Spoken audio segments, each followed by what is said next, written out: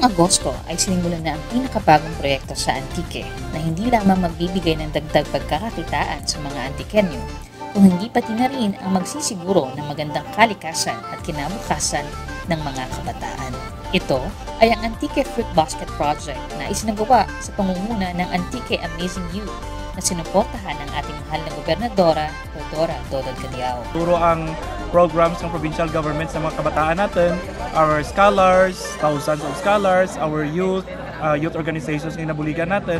So nakita naman nga kinanglan guro natin man no, nga i-involve ang mga kabataan natin sa sangka project nga makita natin may impact sa community. No? Not only sa community but una sa pamilya nanda. So that is why nag-initiate kita kang among program, kang among project. So this Antique the Fruit Basket of Western Visayas ang target natin. Amo nga ang Antique kilalahan nga mangin sentro kang mga prutas sa bilog ng Region 6. At ito nga lamang nakaraang linggo ay opisyal na itong pinasinayaan at ipinabatid sa mga Antiqueño sa pangunguna ni Governor Dodon Cadiao. We are here in Nature's Farm and we are going to launch one of your brainchild, the Antique Fruit Basket Project of the Antique Amazing Youth.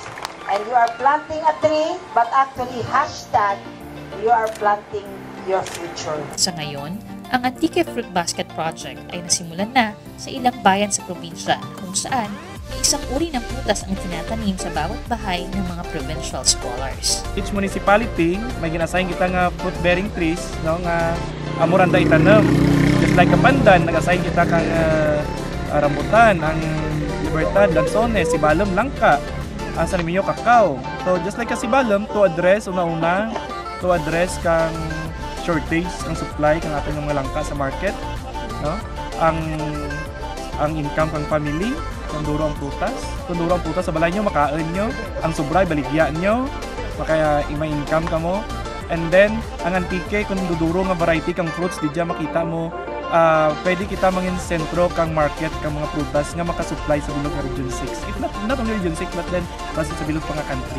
Sa kabuuan, ang layunin ng programa ay hindi lamang para magbigay ng dagdag kabuhayan sa mga Antiqueño, kung hindi pati na rin ang gawin itong inspirasyon ng mga kabataan para sila ay magkaroon ng mas maganda at mabungang kinabukasan. Mal naman, we don't give seedlings. Gusto naman kamugid mismo mag-grow kang inyong aliso, kag pabuhian, para ma-feel ninyo nga from kamo nagtugro ang kabuhi sa tanom hasta nga nagbahal, so planggaan mo ang tanom. Tulad ng pag-aalaga sa kanilang tanim, ay may huling paalaala rin si Governor Dodon Cadiao sa mga kabataang Antiqueño.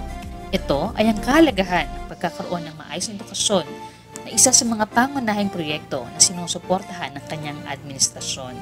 Amura man dyan, maging lagasiyan ninyo sa Region 6. Gana the days na tawag kita nga ano kita? Aswang. Gana the days na tawag kita nga ano? Mga buki. Gana the days na tawag kita nga mga ano? Mga pobre. Mag-aral kayo, go to school. That's why the graduate studies scholarship grant is given to all. Habang nakatrabaho kayo, isang din ka mag-obra, go to school, go back to school, go back to school. The competition is really high. Sana, bawat Antique youth ay makiisa sa bagong proyektong ito dahil hindi lamang pag-asa ng bayan ng mga kabataan, kung hindi pati na rin ng kalikasan.